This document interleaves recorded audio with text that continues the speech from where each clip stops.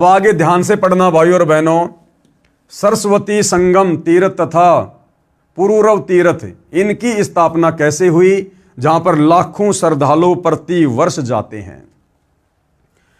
श्री ब्रह्मा पुराण page number 172 173 पर ये प्रमाणित बातें हैं। सतगुरु रामपाल जी ने अपने हाथ से अपने तरफ से एक भी मनमुखी बात, एक भी मनमुखी शब्द नहीं लिखा है। ये जो भी प्रमाण हैं इन तीर्थों के, आपको साथ में उस पुराण का नाम कौन से पेज पर है, कौन से अध्याय में है, साफ साफ बताया जा रहा है। 200-250 रुपये का पुराण आता है, किसी भी धार्मिक पुस्तक की दुकान से लेकर खरीद कर देख सकते हैं। तो ये जो सरस्वती संगम है, जिसको पुरूरव तीर्थ भी कहते हैं, जहां पर लाखों श्रद्धालु जाते हैं, सोचिए वो कैसे बना। श्री ब्रह्म पुराण पेज नंबर 172 173 पर एक दिन राजा पुरूरवा श्री ब्रह्मा जी की सभा में गए। वहां ब्रह्मा जी की पुत्री सरस्वती को देखकर उससे मिलने की इच्छा व्यक्त की। ब्रह्मा जी की सभा में पृथ्वी लोक से राजा पुरूरवा गया और उसने वहां पर जब ब्रह्मा जी की बेटी सरस्वती को देखा जो अति सुंदर थी, तो राजा के मन में उससे मिलने की इच्छा जागृत हुई। सरस्वती ने हां कर दी, यानी राजा ने किसी नौकरानी के माध्यम से सरस्वती के पास में संदेशा भिजवाया। तो ब्रह्मा जी की बेटी सरस्वती ने और उस राजा के साथ मिलने की इच्छा मतलब स्वीकृति दे दी, यस कर दिया। और दोनों कहां मिले? सरस्वती नदी के किनारे पर सरस्वती तथा पुरूरवा ने अनेक वर्षों तक संभोग यानी सेक्स किया। ब्रह्मा जी की बेटी, जिस ब्रह्मा जी ने आप लोग कहते हो सृष्टि की रचना करी है, उस ब्रह्मा जी की बेटी सरस्वती यानी शारदा, जो वीणा वाणा बजाती है, स्कूलों में सुबह सुबह उसकी आरती करवाई जाती है, जय मां शारदे, जय मां शारदे, हे मां सरस्वती, हे मां सरस्वती। वह सरस्वती, वो शारदा है ये। और क्या किया उन्होंने? अपने पिता उस ब्रह्मा की आज्ञा के बिना चोरी छुपे उस राजा के साथ में ब्रह्मा जी की बेटी सरस्वती शारदा उस सरस्वती नदी के किनारे चली जाती है और हजारों वर्षों तक दोनों वहां पर शारीरिक संबंध बनाते हैं, सेक्स करते हैं। जिस प्रकार वर्तमान में लड़के और लड़कियां लिव इन रिलेशनशिप में रहते हैं, तो भैया ये परंपरा तो बहुत पहले से चली आ रही है, देवी देवताओं के समय से। सरस्वती नदी के तट पर सरस्वती तथा पुरूरवा ने अनेक वर्षों तक संभोग यानी सेक्स किया। एक दिन ब्रह्मा ने उनको विलास करते देख लिया। एक दिन ब्रह्मा जी ने अपनी बेटी सरस्वती को और उस राजा पुरूरवा को शारीरिक संबंध करते समय, सेक्स करते समय देख लिया, पकड़ लिया। अपनी बेटी को श्राप दे दिया। ब्रह्मा जी ने श्राप दे दिया सरस्वती को। क्या?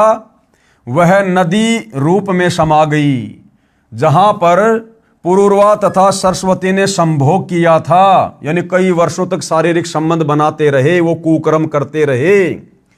वह पवित्र तीर्थ सरस्वती संगम नाम से विख्यात हो गया। जहां पर पुरूरवा ने महादेव की भक्ति की, वह स्थान पुरूरवा तीर्थ नाम से विख्यात हुआ। अब बताइए भाइयों और बहनों, ऐसी गंदी हरकत से जिस सरस्वती तीर्थ का जन्म हुआ, उस तीर्थ पर जाने से, पूजा करने से, भक्ति करने से क्या कभी हमें सद्बुद्धि मिलेगी? हम उल्टा दुर्बुद्धि का शिकार होंगे। यदि हम अपने बच्चों को उन तीर्थों पर लेकर जाएंगे और यदि ये कथा उनको सुनाएंगे, क्योंकि तीर्थ पर जाएंगे तो तीर्थ के विषय में जानने की इच्छा तो होती है ना, तो गाइड लोग क्या बताएंगे? यही कथा सुनाएंगे कि भैया सरस्वती तीर्थ की स्थापना कैसे हुई, तो यही विषय वासना की कहानी सुनाई जाएगी, ये कामसूत्र की बातें सुनाई जाएंगी। तो सोचिए आपके मन में क्या गंदे विचार उत्पन्न होंगे, आपके बच्चों के मन में क्या गंदे विचार उत्पन्न होंगे। आपको क्या मिला वहां जाकर, भक्ति या बकवाद? इसलिए सतगुरु रामपाल जी इन सभी तीर्थों पर, धामों पर ना जाने की सलाह देते हैं, क्योंकि ये शास्त्र विरुद्ध साधना है। गीता अध्याय 16 श्लोक 23 के अनुसार शास्त्र विधि को त्याग के जो मनमाना आचरण किया जाता है उससे ना कोई लाभ मिलता है, ना कोई सिद्धि मिलेगी, ना कोई रिद्धि मिलेगी और ना अंत में मोक्ष मिलेगा। तो ये है भाइयों और बहनों सरस्वती संगम तीर्थ की कहानी। आगे देखिए 3 नंबर वृद्धा संगम तीर्थ। इस वृद्धा संगम तीर्थ की नींव कैसे पड़ी? श्री ब्रह्म पुराण पेज नंबर 173 से 175। एक गौतम ऋषि थे, उनका 1000 वर्ष की आयु तक विवाह नहीं हुआ। वह वेद ज्ञान भी नहीं पढ़ा था, केवल गायत्री मंत्र याद था, उसी का जाप करता था। एक दिन वह एक पर्वत पर एक गुफा में गया। वहां पर 90,000 वर्ष की आयु की एक बुढ़िया स्त्री मिली। दोनों ने विवाह कर लिया। बताओ, उस ऋषि ने जो भक्ति करने गया था और थोड़ी सी उम्र का था और उसने अपने दादी की उम्र की 90,000 साल की बुढ़िया के साथ में उसने शादी कर ली। एक दिन वशिष्ठ ऋषि तथा वामदेव ऋषि वहां गुफा में अन्य ऋषियों के साथ आए। उन्होंने गौतम ऋषि का उपहास किया। कहा कि हे गौतम जी, ये बुढ़िया आपकी माँ है या आपकी दादी माँ है? उनके जाने के पश्चात दोनों बहुत दुखी हुए।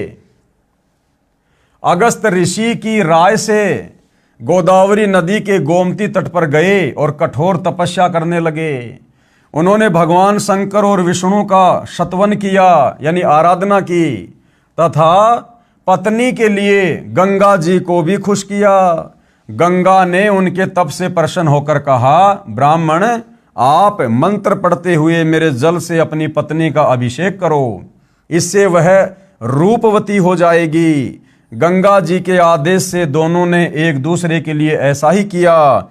दोनों पति पत्नी सुंदर रूप वाले हो गए। वो गौतम ऋषि और वो 90 साल की बुढ़िया दोनों जवान हो गए।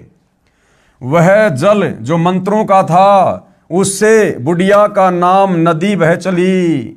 उसी स्थान पर गौतम ऋषि ने उस बुढ़िया के साथ जो युवती हो गई थी मन भरकर संभोग किया।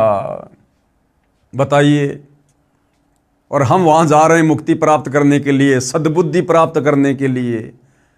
अरे भैया, वहां तो कामसूत्र की घटनाएं घटी हैं। वो तो विषय वासनाओं के अड्डे थे। जमकर लोगों ने सेक्स किया, संभोग किया, कुकर्म किए। और हम ऐसी अपवित्र जगह पर जाकर कैसे सद्बुद्धि को प्राप्त कर सकते हैं? कैसे हमें कोई भक्ति लाभ मिलेगा? कैसे हमें कोई पुण्य मिल सकता है? तब से उस स्थान का नाम वृद्धा संगम तीर्थ हो गया। वहीं पर गौतम ऋषि ने साधनार्थ एक शिवलिंग स्थापित किया था। वह भी उस बुढ़िया के नाम पर वरदेश्वर कहलाया। इस बुढ़िया संगम तीर्थ की कथा सब पापों का नाश करने वाली है, ऐसा उस पुराण में लिखा हुआ है। अब बताओ, वो खुद इतने कुकर्म करके और पाप की मालगाड़ी भर के ले गए, जिंदगी भर सेक्स करके, संभोग करके, कुकर्म करके, और वहां जाने से हमारे पाप कर्मों का नाश कैसे होगा? वहां किया हुआ स्नान दान सब मनोरथों को सिद्ध करने वाला है। इसलिए तो सबका कल्याण हो रहा है, सबकी बुद्धि भ्रष्ट हो रही है इन तीर्थों पर जा जाकर।